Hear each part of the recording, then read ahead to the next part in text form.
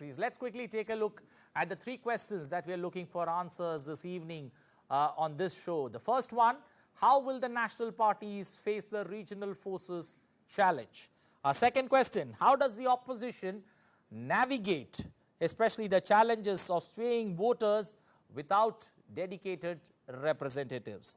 Our final, how differently are the union territories facing the political heat in 2024? So three interesting questions. Let's open the floor for our two guests joining us this evening to take these deliberations forward. P. Pulla Rao, senior political journalist, joining us in the studios, and we've got Rajesh Menon, senior political journalist, joining us from Goa to take this deliberation forward. Let me first come to you, Mr. Pulla Rao. You know, Goa throws interesting results every time that elections have seen, but this time around, do you see the battle lines being different and the issues that are there, you know, both for the political parties as well as for the regional forces, different? Yes, definitely Goa presents a very interesting picture this time. While North Goa has been consistently returning a BJP MP, South Goa has gone back to the Congress side. So this time BJP has brought in a non-political person who is well known in Goa, Pallavi Dempo, to take the place of the former MP candidates. So there's going to be a very interesting fight in South Goa this time, you know, between the Congress party and the BJP. The BJP has come up, as I said, with a person who is a personality of Goa, but who was not earlier in the political stream. Okay. Mr. Rajesh Menon, this time around, you know, South Goa seems to be getting all the headlines. You know, is North Goa missing that flavor, you know, or that buzz that elections throw up, especially when it comes to the two seats from Goa? See, North Goa has been predominantly been a BJP stronghold. And if you look, the Union Minister of State, Shripad Naik, has been winning here from 1999. So if he wins this time, it's going to be a record sixth time for him. And except for one election where he scraped through with 6,000 votes, otherwise he has been winning very comfortably. Last time also he won by 80,000 votes. The previous year in 2014, previous election in 2014, he won by over 1 lakh. And also you have to also look at it that the BJP is very strong organizationally in North Goa. So North Goa has, I don't see a surprise over here, though these two guys, Ramakant Khalap from Congress and Shripad Naik, are fighting the battle after 25 years. Okay. 25 years ago, Shripad Naik defeated Ramakant Khalap to become the MP of North Goa. Okay.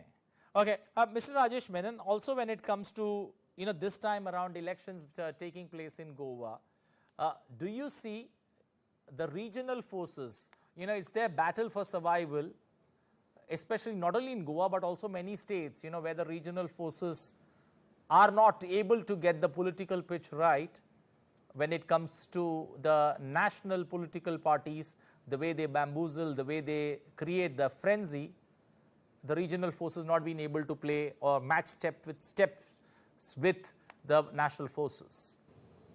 See, in Goa, it has always been a politics of personalities rather than politics of parties. So, but when it comes to Lok Sabha elections, we have to take into considerations that the personalities don't play a part. It is always the national parties which come into picture. So the fight is always between national parties. Only this time you see that the revolutionary Goans, they have come in. And one of the reasons, they are a debutant into the parliamentary polls in Goa.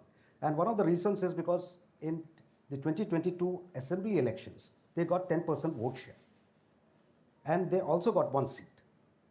So that has made them gave them a confidence, saying that like probably we will be able to make inroads into the Goan political arena vis-a-vis the parliamentary polls.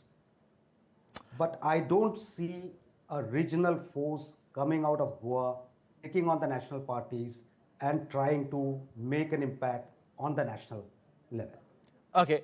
Mr. Pulla Rao, 2022 assembly elections, you know, the AAP has managed to get a foothold, especially in Goa. Do you see now the AAP political force, joining hands, especially with the Congress this time around, making it a strong pitch, in both the seats? Or do you see the local cadre or the national cadre put together, the BJP, on a much stronger footing? You see, the AAP gave a very spirited fight in 22 assembly elections. I got about 4% of the votes, I think. But now, is there a question of vote transfer? Now they are supporting Congress, against whom they fought a lot.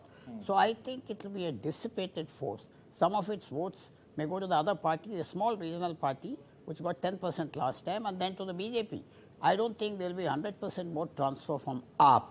By aligning with Congress and not having a candidate in Goa, I think AAP will slowly lose its identity in Goa, and its workers will disperse to the other parties. Okay. Rajesh, now looking at the union territories, Dadra and Nagar Haveli, along with Daman and Diu, now that they are one, but 2 seats there, how do you see 2024 being different from 2019?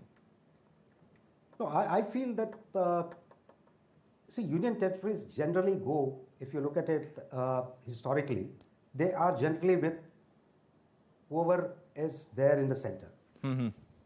So I don't see much of a change in that. I have not been to those places to get a hang of it or a first-hand knowledge of it. But what I can see from a historical perspective, union territories are generally, they stick with the party which is right at the center. Okay. Mr. Pullarao, final thoughts, especially on the union territories, the battle they present. Is it going to be on very similar lines of 2019? The opposition has been trying tooth and nail. I think the BJP has made inroads there stronger. And, as a friend has said, normally they align with the party in power, but BJP is also very much powerful nearby in the state of Gujarat and other places. I think they have an edge this time in both those seats. Okay, and edge this time in both the seats there. We could have continued discussing Goa and the union territories, but paucity of time. Thank you, Mr. Pullarao, for joining us in these deliberations. Also, Mr. Rajesh Menon joining us from Goa. Appreciate you joining us this evening, helping us understand Goa and the union territories of Daman and Diu along with Dadra and Nagar Haveli.